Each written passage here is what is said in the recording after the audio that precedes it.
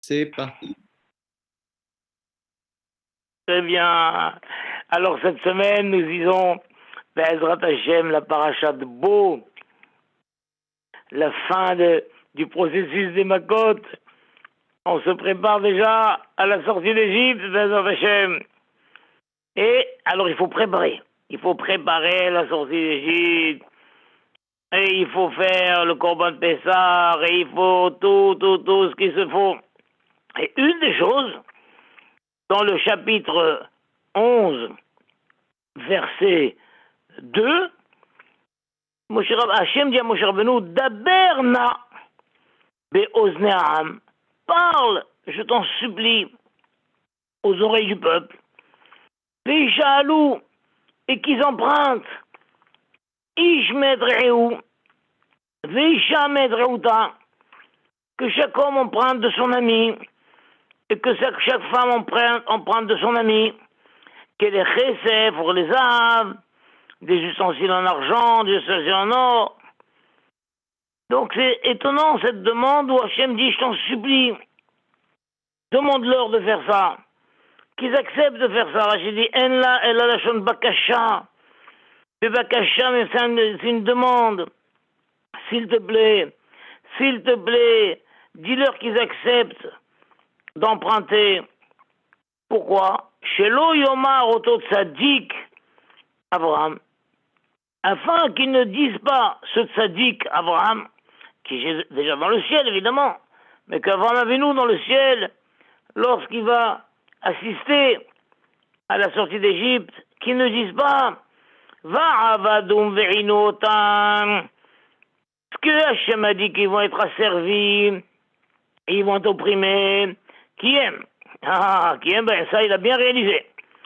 Par contre, va harechen yesu bechush gadol, mais après ça, ils sortiront avec une grande richesse. L'Okiemben, Hachem n'a pas réalisé.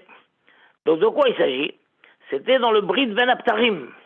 Dans Parashat L'Erlecha, on a vu qu'il y a eu entre Hachem et Abraham une alliance incroyable. Abraham, il a dit à Hachem, je veux que mon peuple, mes descendants soient un peuple différent des autres. Je veux pas qu'ils s'inscrivent dans la démarche mondiale d'idolâtrie, de matérialisme. Je veux pas. Hachem lui a dit d'accord, mais c'est une longue formation. Ils vont devoir passer d'abord par une période d'esclavage, d'oppression. Mais après cela, je les ferai sortir avec une grande richesse. Alors, la grande richesse dont on parle, c'est surtout la Torah. Après cela, je leur donnerai la Torah.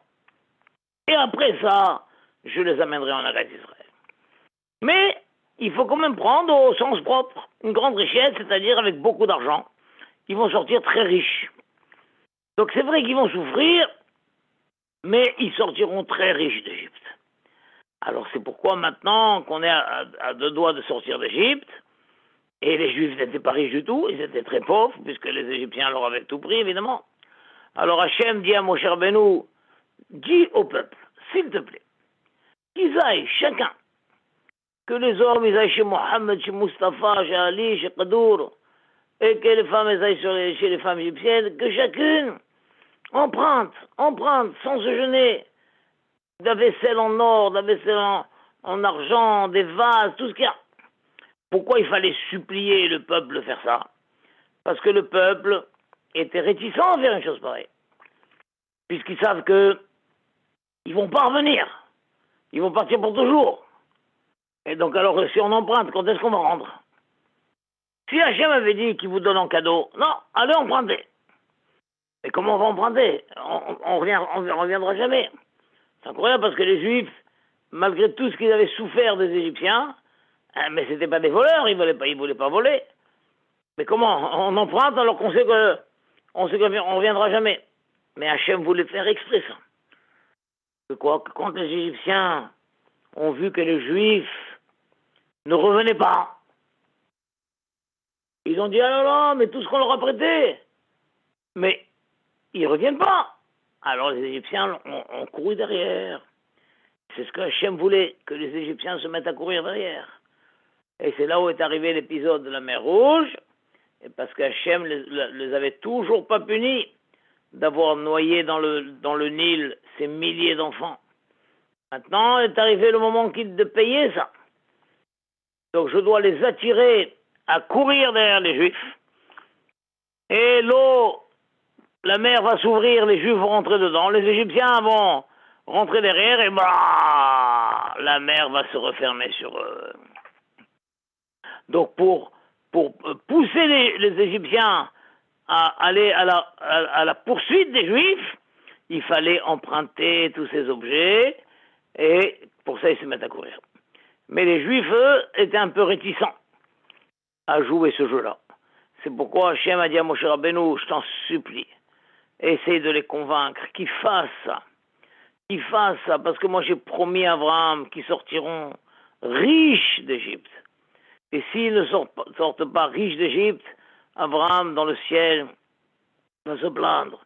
Il va dire Hachem, tu as accompli la première partie du contrat de les faire souffrir et les opprimer, mais la deuxième partie, tu n'as pas accompli. Voilà. Alors quand même, là-dedans, ce Rachid a fait couler beaucoup d'encre. Parce que pourquoi faut-il trouver une raison pour laquelle Hachem va respecter ce qu'il a dit? Mais non, Hachem a respecté. Hachem a dit, ils ont respecté. Hachem a dit, ils sortiront avec des grands richesses. Ça y est, il faut le faire. C'est pas pour éviter qu'Abraham ne se plaigne. Il faut le faire parce qu'Hachem a promis. Et deuxième question, pourquoi Abraham est surnommé tzaddik? Pour que ce tzaddik Abraham ne dise pas. Pourquoi spécialement ici? Pourquoi Abraham ne dise pas? Pourquoi le tzaddik Abraham? Pour ça, il faut comprendre déjà. Toute cette idée que le peuple, que Hachem a dit à Abraham Avinu, écoute, avant de donner la Torah à tes enfants, ils doivent passer un long séjour en Égypte, pendant lequel ils seront opprimés, ils seront asservis. Pourquoi il fallait ça? Parce qu'Hachem voulait que les Juifs, après un long séjour en Égypte, sortent complètement dégoûtés de l'Égypte, dégoûtés de ce monde impur, de ce monde idolâtre, de ce monde matérialiste, de ce monde faux, qu'ils soient dégoûtés à vie et que ce dégoût, ils le transmettent à toute leur génération, à tous leurs descendants, en disant quelle horreur, quelle civilisation dépravée. Voilà. Et, deuxième chose, que l'asservissement va rapprocher le cœur des Juifs envers Hachem. Parce que c'est connu que quand un Juif il souffre, il est malade, il a des souffrances et tout, c'est là tout d'un coup qu'il se rappelle d'Hachem. Donc Hachem a dit voilà, je veux qu'il fasse un long séjour en Égypte et je veux faire d'une pierre deux coups. D'un côté, ils vont être écœurés complètement par la civilisation égyptienne. Et d'un autre côté, ils vont se rapprocher de moi, et ce sera merveilleux pour toutes les générations à venir. Et Hachem a dit, mais après tout ça, ils sortiront avec des richesses incroyables. Ils seront très très riches. Et donc ces richesses leur feront peut-être oublier un petit peu toutes les souffrances qu'ils ont eues. Ah, voilà. Mais le fait est que ça ne s'est pas passé comme ça. Les Juifs n'ont pas été écœurés par les Égyptiens, au contraire. Au contraire, ils ont adhéré à la culture égyptienne. Ils ont trouvé ça très bien. Il y avait même 4 Juifs sur 5 qui ne voulaient pas quitter l'Égypte. Ils ont dit c'est très bien, on aime beaucoup cette culture. Et le labeur ne les a pas rapprochés d'Hachem, au contraire. Ils se sont éloignés et ils sont tombés dans les 49 degrés de Touma, d'impureté. S'ils étaient restés une minute de plus, ils auraient plongé dans la 50e niveau de Touma, ils en seraient plus jamais sortis. Donc tout s'est pas passé, rien ne s'est passé comme Hachem voulait. Ça s'est pas passé du tout comme Hachem voulait. Et ils ont été au contraire attirés par la culture égyptienne et ils se sont éloignés d'Hachem jusqu'à tomber dans la 49e degré de Touma.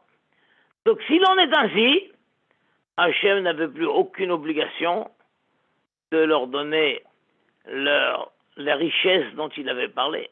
Hachem a dit, je m'engage à ce que vous sortiez riches, immensément riches, en compensation de l'asservissement et des souffrances. Mais puisque cet asservissement et des souffrances n'ont pas atteint le but que je recherchais, alors je n'ai plus aucune obligation envers vous. Mais, le fait est que, tel que l'Agmara rapporte dans Baba Metzia, il y avait un rave qui s'appelait Rabba Barbachana. Il a employé des gens pour transporter des tonneaux de vin d'une grange à l'autre. Et eux ont chargé tous les tonneaux de vin sur les charrettes, mais ils ont mal attaché la charrette. Et en roulant, tous les tonneaux sont tombés, ils se sont tous brisés. Et il a perdu une fortune. Tous ces tonneaux de vin ont coulé dans la rue. Alors lui, il savait bien qu'il ne va pas les appeler en procès pour rembourser, c'est des gens pauvres, ils n'ont rien. Par contre, ils avaient chacun des beaux manteaux, des bons manteaux qui chauffent chaud. Alors vite, il est allé au vestiaire, le Rav, et il leur a pris leur manteau. Donc quand eux sont allés au vestiaire, ils ont pu trouver leur manteau. Le Rav leur a dit, écoutez, je prends les manteaux pour me faire payer le vin que vous avez perdu. Ah, alors ils sont allés se plaindre chez Rav. Ils ont dit, Rav, il nous a pris les manteaux, maintenant c'est l'hiver, on va mourir de froid. Le Rav lui a dit, pourquoi tu as fait ça? Il dit, parce qu'ils m'ont détruit tous mes tonneaux de vin. Et c'est pas par accident, c'est par négligence. Ils n'ont pas pris la peine d'attacher les tonneaux de vin, donc ils sont tous tombés les uns après les autres. Le Rav lui a dit, quand même, rends-leur leur manteau. Alors Rabba Baba Chana a dit, quoi, c'est ça le djinn? Le Rav lui a dit, c'est pas tout à fait le djinn, mais il y a un passouk qui dit, les ma'an teler bederer tofim. Afin que tu ailles dans le chemin des gens bien, des gens bons. Toi, tu es quelqu'un de bon, tu es quelqu'un de bien. N'agis pas uniquement par justice, agis aussi par générosité. Il y a un appel aux gens bons, aux gens bien, de faire des choses au-dessus de la ligne de justice. Bon, alors il a accepté de rendre les manteaux. Et après, ils ont dit, d'accord, mais nous, on a travaillé toute la journée, on a chargé les tonneaux sur les charrettes, et on les a transportés. D'accord, ils sont cassés, on reconnaît notre culpabilité, mais on a quand même travaillé. Et nous, chaque jour, l'argent qu'on gagne, c'est pour acheter du pain et quelques légumes et quelques nourritures pour nos enfants. Et donc on va arriver avec quoi? Donc nos enfants vont rester affamés. Avec quoi on va les nourrir? Alors le Rav a dit, paye-leur leur travail. Paye-leur leur journée de travail. Et donc Rabba Baba Chana, il a explosé, il dit, quoi? Déjà j'ai rendu les manteaux, je dois aussi leur payer leur journée de travail? Mais ils m'ont détruit tous mes tonneaux de vin. Quoi, c'est vraiment ça le djinn? Alors le Rav lui a dit, la fin du passouk que je t'ai cité un passouk qui disait au début, les ma'an teler bederer tovim, afin que tu ailles dans le chemin des gens bien. Et le passouk conclut en disant, ve'orchot tzadikim tishmor. Et le sentier des tzadikim, tu garderas. Il y a une différence entre le derer et le sentier. Le derer, c'est la grande route. Le sentier, c'est un petit sentier qui sort de la route. Dans le derer, tout le monde marche dans le derer.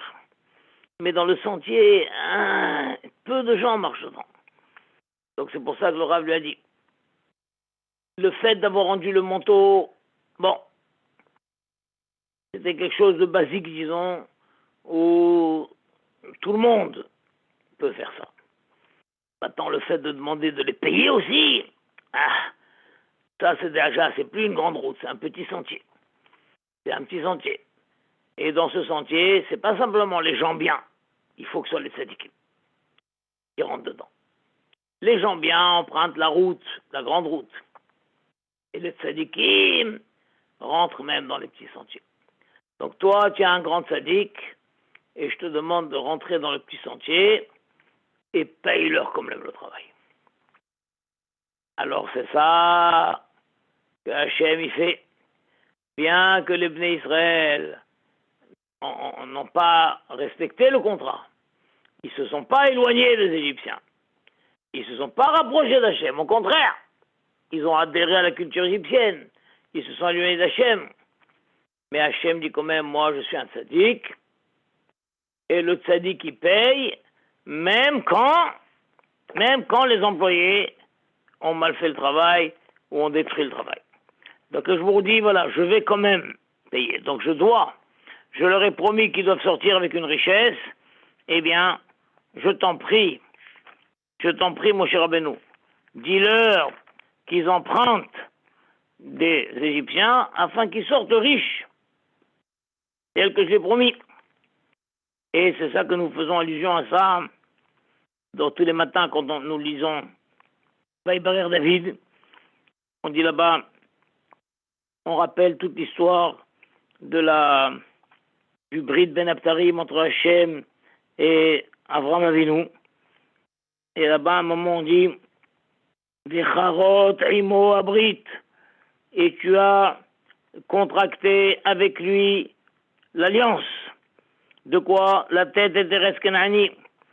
De lui donner la terre de Kenani, Hiti, Amori, Prisi, Aibossi, Lagira, Shizao. Et Vatakem Adevarecha.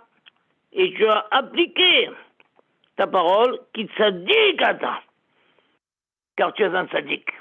Ça veut dire, Hachem, tu as appliqué ce que tu as promis, bien que tu n'étais plus obligé de le faire, puisque les Juifs n'ont pas fait leur partie du contrat. Mais toi, tu as fait ta partie du contrat. Tu les as fait sortir d'Égypte. Tu leur as donné des richesses. Tu leur as donné la Torah. Tu les as menés en Eretz Israël.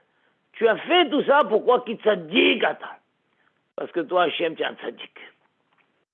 Voilà. Mais si c'est comme ça, il y a une question qui se pose. Pourquoi Hachem il a rappelé qu'Abraham, c'est un tzadik?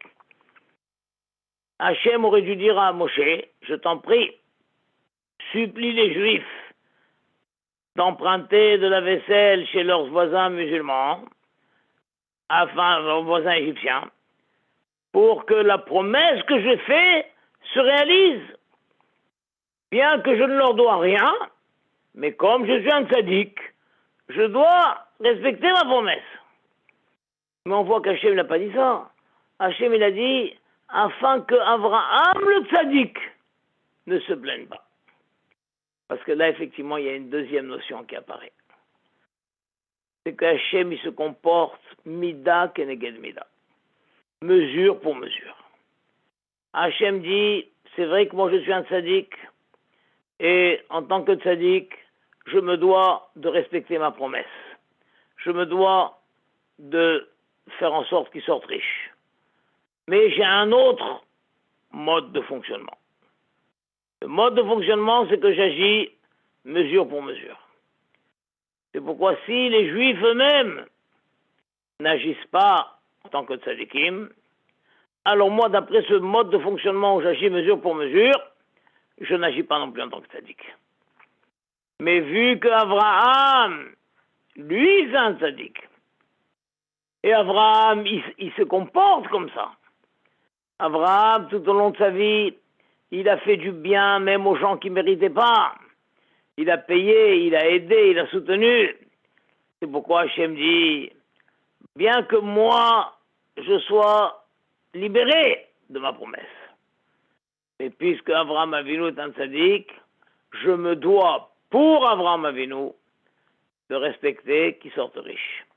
C'est pourquoi je t'en supplie, Moshe, demande-leur d'emprunter les objets en or et en argent, afin que Abraham, le tzaddik, on comprend maintenant pourquoi il est appelé le tzaddik, qu'Abraham, le tzaddik, ne se plaigne pas et ne vienne pas protester. Incroyable ça. Donc on voit que, c'est ça qu'on dit, nos se'avon va feja. Akadosh Baruch Hu porte la faute et la rébellion. Ça veut dire quoi? La Gemara dit, de chez qui Akadosh Baruch Hu supporte la faute?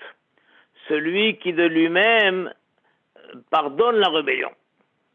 On a été rebelle contre lui et il est capable de pardonner, alors Akadosh Baruch Hu aussi supportera la faute de cet homme-là.